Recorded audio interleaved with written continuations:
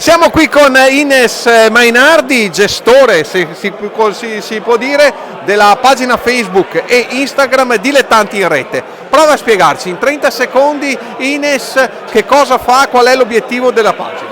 Il nostro obiettivo è divulgare il calcio dilettantistico, in Veneto specialmente, perché noi pensiamo che il calcio dilettantistico sia il calcio romantico, ovvero quello che fai per passione, per fede e non tanto per soldi, e quello magari più distante dalle televisioni, ma che segui appunto perché ti piace il calcio in sé. Come si sviluppa il progetto? Il progetto si sviluppa in questo modo: noi la domenica aspettiamo i gol delle varie squadre e dopo li pubblichiamo durante la settimana nella nostra pagina.